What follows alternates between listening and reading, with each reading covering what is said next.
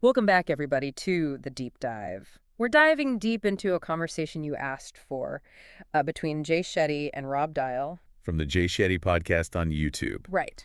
we'll be breaking down motivation and personal growth. So, Unlocking those secrets. yeah, get ready to achieve those goals and better understand yourself. Absolutely. It is a fascinating interview. I think you'll really like this one. I think so, too. It blends these really practical strategies with deeper, more spiritual concepts. Yeah. There's a lot to explore here, so let's just get right into it. Let's start with fear. Okay. Dial makes this distinction between primal fears, the kind that keep us alive, right? Right. And what he calls intellectual fears. Okay. He argues that most of what holds us back falls into that second category. Interesting. Anxieties that we create in our minds. And what's so interesting is how he explains the way our minds and our bodies react to these imagined fears. It's as if they were real, tangible threats. He gives this great example.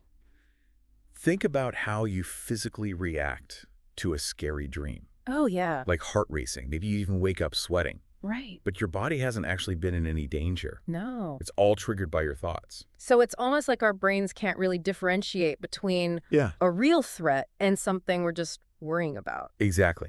And this is where Dial's approach gets really interesting. Okay. He suggests that instead of trying to overcome these intellectual fears, we should first question if they even exist outside of our own minds. So interesting. He even challenges us directly. Yeah. He says, if you can't overcome something that doesn't exist, why are you wasting energy on it? Wow, that really makes you stop and think. It does.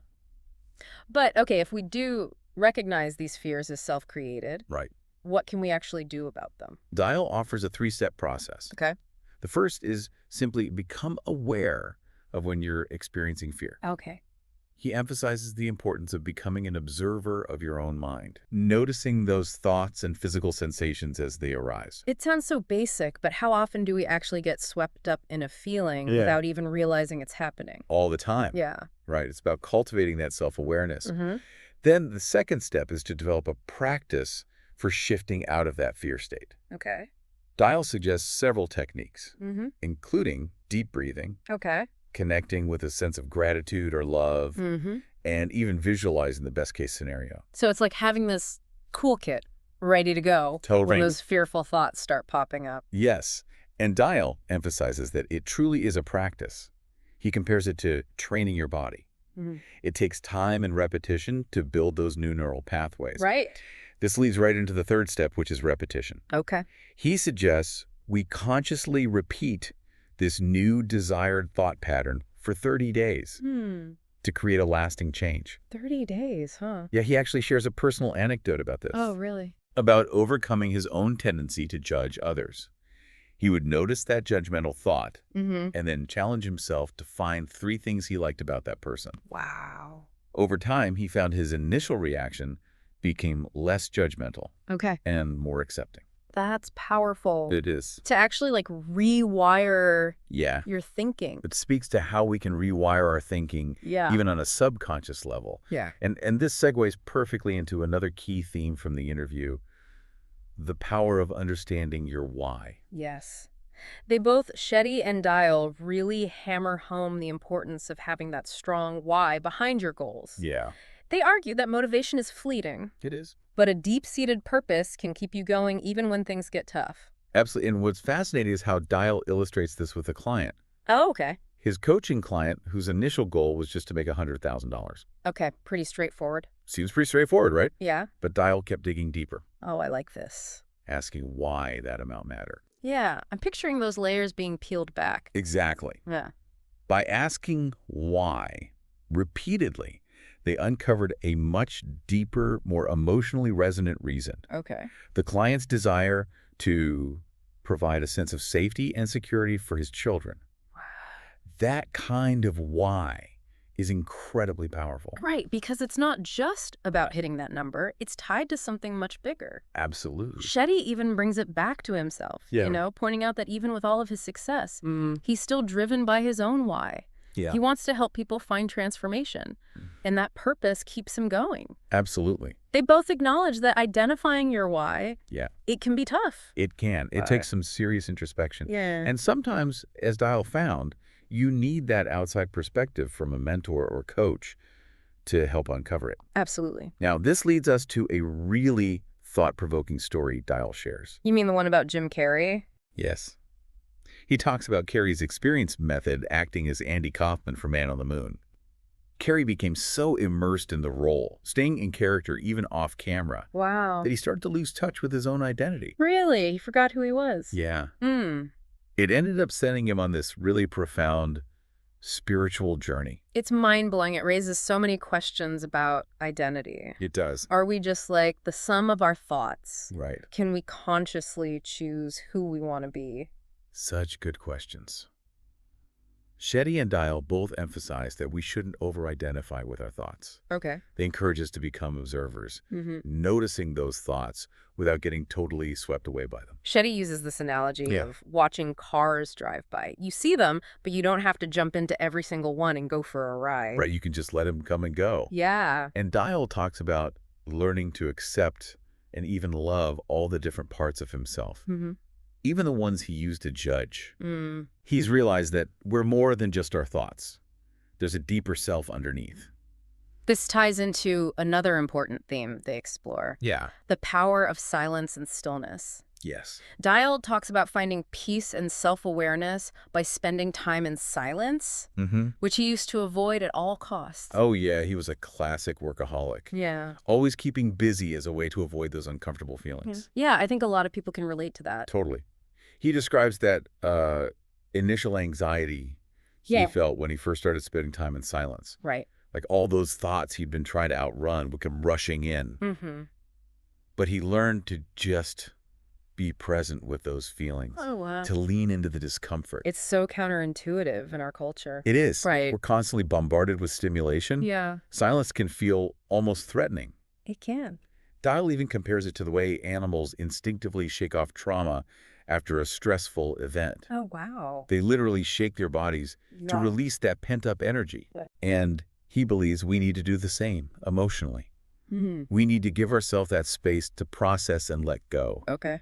instead of always trying to distract ourselves. This makes you think about all the ways that we try to numb ourselves these days. So many. Whether it's with social media, TV, Food, food, yeah. even just staying busy with work, Work, yeah. keeping that schedule packed. Maybe it's worth asking ourselves, Mhm. what am I avoiding? Yeah. What feelings am I trying to run from? Those are some powerful questions to reflect on. Yeah. And Dial makes this really intriguing point. Okay. He believed that the universe, or God, Mm-hmm. or whatever higher power you connect with, Right. speaks in the silence. Mm. So by creating that space for stillness, Yeah. we open ourselves up to guidance and insight. That's beautiful. Yeah. Now, we've been talking a lot about this in our work. Mm-hmm. I'm curious, how do we balance that Yeah. with the demands of the outer world? Right. Right. How do we navigate our responsibilities, our goals, our relationships, Right. while also cultivating this inner peace? That's something Shetty and Dial address directly. Okay. They encourage us to find that balance Hmm. between the material and the spiritual aspects of our lives. Okay. They acknowledge that we need to take care of ourselves and our loved ones, Right. to work and create, Mhm. to contribute to society. Right. But at the same time, Yeah. they caution against becoming too attached to outcomes. Okay. They introduce this concept of embracing paradoxes. Very interesting. Our lives are both incredibly significant Right. and ultimately insignificant in the grand scheme of things. It's a mind-bending idea. It is. Right. We're encouraged to strive for our goals, Mm. but to detach from the idea that they're the sole source of our happiness. Okay. It's about finding joy in the journey, Yeah. not just the destination. Dial talks about reconnecting with that sense of wonder and fun that we had as children. Yes. Right. He believes that by approaching life with more playfulness and curiosity, Mm. we can tap into a greater flow of creativity and effortlessness. He's saying as adults, we kind of get bogged down We do. by seriousness Right. and pressure. And we lose touch with that natural sense of joy and flow. It reminds me of that saying, don't take life too seriously, you'll never get out alive. I love that. But how do we actually shift our perspective to embrace these seemingly contradictory ideas? Dial offers some practical tips. Okay. One is to cultivate a daily practice of gratitude, Okay. taking time each day to appreciate the good things in your life, Yeah. no matter how small, can help shift your focus away from what's lacking and towards what you already have. I love that. It's about retraining our brains to see the abundance. Absolutely. He also talks about the importance of spending time in nature. Oh, yeah. Connecting with the natural world can help us feel more grounded and present, Yeah. reminding us that we're part of something much bigger than ourselves. I know for me, even a short walk in the park can totally shift my energy. Totally. What else does he suggest? He emphasizes the importance of surrounding yourself with positive, supportive people. Mm-hmm. The people we spend time with have a huge impact on our energy and our mindset. Oh, for sure. Choose to be around those who uplift and inspire you. That makes so much sense. Right. We've all experienced how draining it can be to spend time with negative people. Absolutely. And on that note, he also mentions the power of asking for help. Oh, yeah. We don't have to go it alone on this journey, Nope. right? Reaching out to a friend, family member, therapist, or mentor can provide us with support and guidance Totally. when we need it most. He stresses that it takes courage to be vulnerable and ask for help, Yeah. but it's a sign of strength, not weakness. Mm. And speaking of strength, Mhm. he shares some really insightful advice he got from his first mentor. Okay, what's the... He was told, everything is your fault. Whoa, that sounds harsh. I know, right? Yeah. But before you dismiss it, hear him out.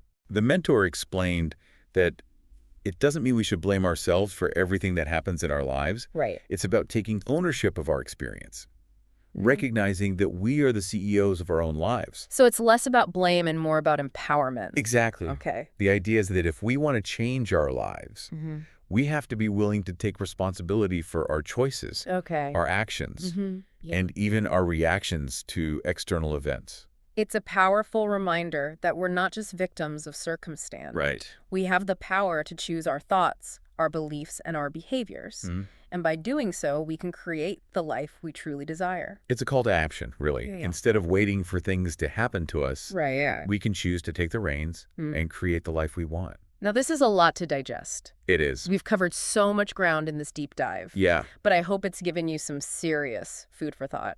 absolutely. What are you going to take away from this conversation? Good question. What resonates with you the most? Yeah. What are you going to apply to your own life? I'm curious to hear your thoughts as well. For me, it feels like we've been handed this whole blueprint for personal growth. It does. You know, Yeah. I'm particularly drawn to that idea of taking ownership, Mm-hmm. becoming the CEO of my own life. It is. It's daunting, Yeah, but also incredibly empowering. absolutely. And remember, Yeah. it's not about expecting ourselves to be perfect CEOs overnight. Right. Dial emphasizes the importance of self-compassion, Yeah. especially when we're trying to implement these big changes. We're all works in progress, right? Totally. There will inevitably be moments where we stumble, Yeah. make mistakes, Right. or fall back into old patterns. Exactly. The key, he says, Yeah. is to simply notice those moments without judgment Oh, okay. and gently guide ourselves back on track. Mm-hmm. It's about progress, not perfection. That's such a good reminder. Yeah. Now, before we wrap up, I wanted to share a thought that came to me. While we were talking, Mm-hmm. Shetty and Dial emphasized finding your why Right. as this driving force for motivation and action. Yeah.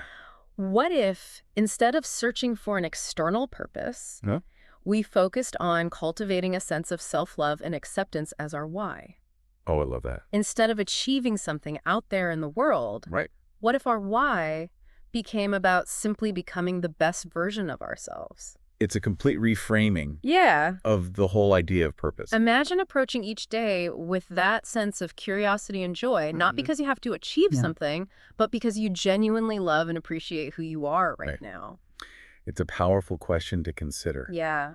How might that change your approach to your goals, Mm-hmm. to your relationships, Yep. to your overall experience of life? What would it feel like to move through the world with a heart full of love and acceptance, not just for others, but for yourself as well? It feels like a perfect note to end on. Remember, you have the power to choose your thoughts. Mm-hmm.